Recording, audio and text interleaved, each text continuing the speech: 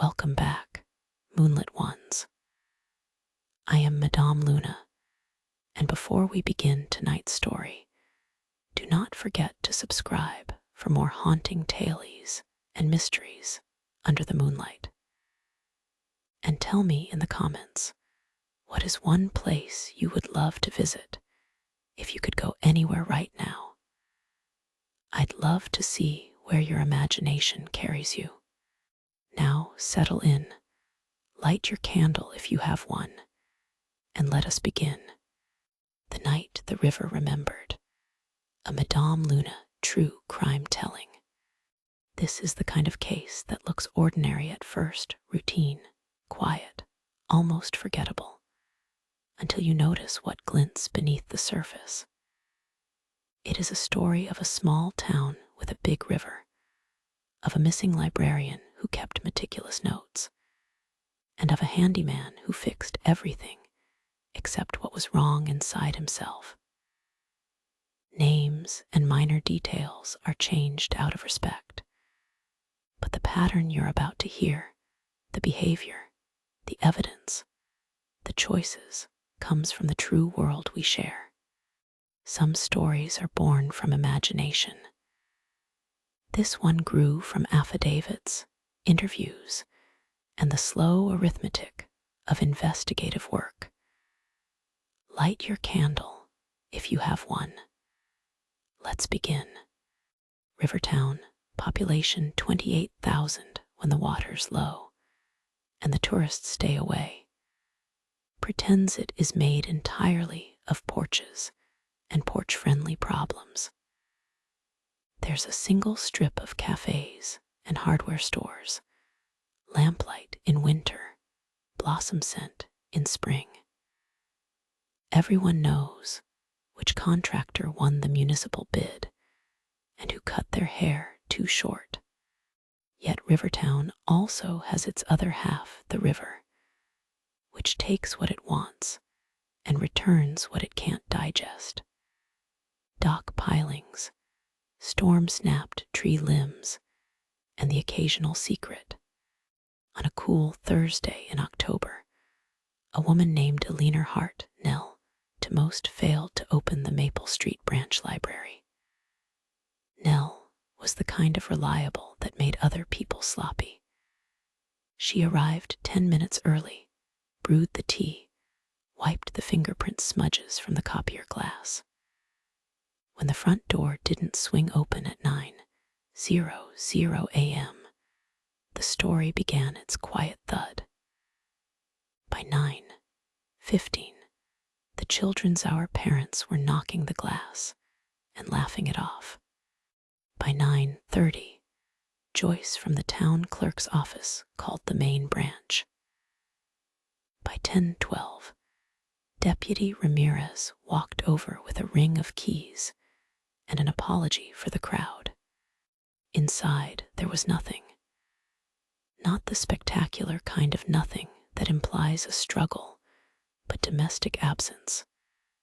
Mug on the desk, paperback face down mid-chapter, cardigan over the back of the chair. Nell's tote bag was missing.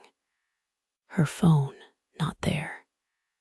Lanyard keys gone, like someone intending to return after a walk. The last confirmed sighting had been the night before. 6:41 p.m., captured in low frame rate gray on a bakery camera across from the library. Nell locking up, stepping into a stripe of streetlight, glancing toward the river, as if at a thought. She crossed to her car, a sensible sedan 2 colors lighter than the pavement. The footage hiccuped, dropped frames, and then she was simply not there anymore. The car did not appear on any exit cameras. When I pull the first card for you, moonlit ones, I get the moon itself, deception, reflection, paths that look like water and water that looks like a path. This is not a card of monsters. It is a card of the ordinary scene at a slant. Trust your eyes. Yes, also doubt them.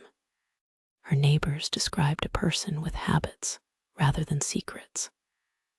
Pilates on Monday, soup night on Wednesday, a Saturday volunteer shift at the church pantry, and a Sunday phone call to her mother that always began with a weather report, as if climate could stand in for the full state of a heart.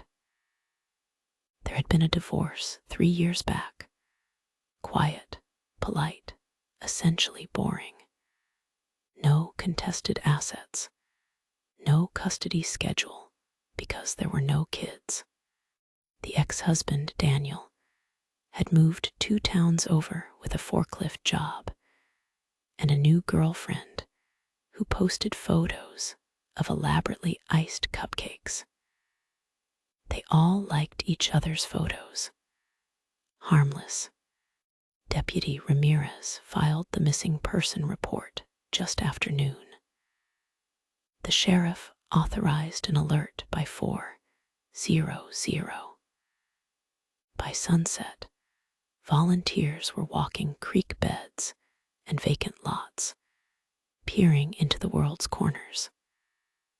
The river took on that copper light it gets when the day is indecisive about ending. They found nothing. A fisherman interviewed at dusk remembered seeing someone at the overlook by the old grain silos around 7. A lady with one of those librarian buns.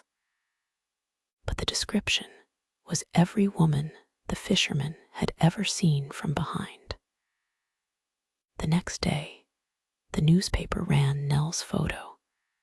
Tan sweater, square jaw, an expression that managed to be kind and skeptical at once. In an investigation like this, the first hours belong to the people who knew you. The second day belongs to your digital exhaust. Phone pings, credit card transactions, license plate scans, Wi-Fi handshakes. The third day, if there is a third day, belongs to the river. Her phone, as it turned out, had last chimed against a tower near Bayview Street at 7:08 p.m. Bayview slopes like a child's slide into the industrial shoreline. Derelict warehouses, storage units with corrugated doors, and a strip of motels that ignore the word quaint. One of those motels, the River's Rest, had a camera someone mounted crookedly beneath a neon vacancy sign. The camera was just good enough to catch body language and bad enough to make faces into planets. At 7:11 p.m., a sedan like Nell's rolled past and turned right into the lot. At 7:13, it rolled out again, but the turn signal blinked the wrong way. It pulsed left, then the car disappeared to the right. The motel clerk remembered nothing.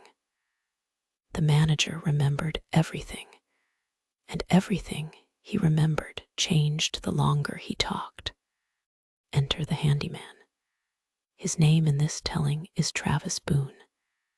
He had a truck with a ladder forever strapped to it, like a saint's attribute. He got municipal odd jobs because his quotes were low and his taxes were never late. He kept his hair in a buzz and his face shaved, the better to be forgettable. 2 months before Nell vanished, the town had paid Travis to fix a seam along the library's gutter and replace a broken pane in the back stairwell. He came twice, once to measure, once to install. The library had a maintenance log. Nell had initialed the entries with tidy NHs. Travis was unconcerned when deputies first came around. Yes, he'd been there.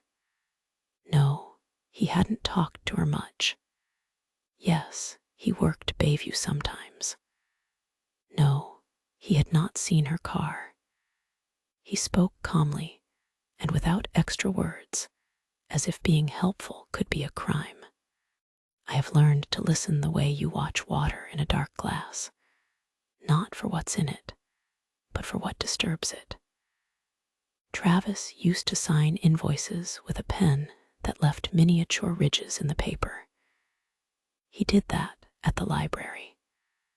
But on the sheet for Bayview storage, a different job, logged the same week, his signature was smoother, like a new pen.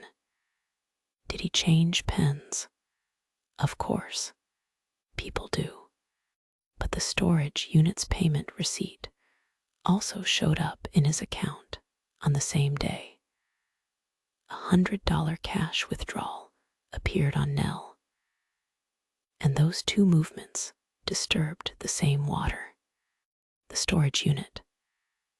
Bayview Storage Unit 14 be leased to Travis Boone under a work address that turned out to be a P.O. box. He allowed deputies to look inside, but the door rolled up to reveal only what you'd expect from a handyman. A rolling toolbox, boxes of contractor bags, a stack of storm windows salvaged from who knows where. Everything dusty clean, handled often, wiped, put back. A fan plugged into nothing stood in the corner like a placeholder. Nothing encapsulates a man more than the nothing he keeps. When you vanish, the world tells investigators what you touched by what you made beep. Nell's phone had called her mother at 6:48, straight to voicemail, then pinged along Maple, then Bayview, then went silent, the kind of silence phones make when they drown or when someone turns them off with purpose. Her bank card slept. Her email sat unread. Her car, though her car showed up 2 days later, exactly where it should never have been. Parallel parked under a pepperberry tree on a residential street, so neat it looked ironed. The plates were clean. The interior was clean. The trunk was not. Inside the trunk, investigators found a wet tide mark on the carpet, like a suitcase had been placed there to drip. The suitcase itself was gone, but beneath the fiber mat, where people store a spare donut tire and secrets, there was a hair. It was not hers. It was long, dark, and chemically smooth, in a way blonde hair like Nell's never is. It matched no one in CODIS. It matched no one in the first circle of suspects. It matched, much later, a woman from 3 summers back who had left Rivertown after a fight with her boyfriend and who had never reached her sister's place 2 states over. Patterns aren't proof, but patterns are a map. Let's talk about Travis's truck. On the driver's side, under the door jamb, investigators found something like the aftermath of a snow globe shaken and forgotten. A few glittering specks of turquoise. Paint. Paint from a door, from a box. The lab said it was marine paint used on boats, piers, anything that negotiates with water. Not common on houses. Not common on storage units. Common on the chain-barreled drums that bob along the old wharf by the retired silos, where teenagers carved their initials and tried to summon ghosts. Witnesses, interviewed again, remembered a truck near the wharf that Thursday night. They remembered a ladder like a saint's attribute, and a man whose face was whatever a face is under a cap.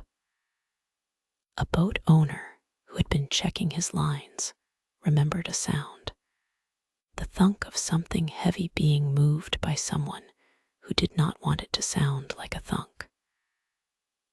cooler, he said. Like when you slide a cooler. When I draw again for you, I pull the 8 of Pentacles reversed. The craftsperson who takes shortcuts, who knows what is required and chooses what is easy. It is a card for a man who fixes gutters and panes, because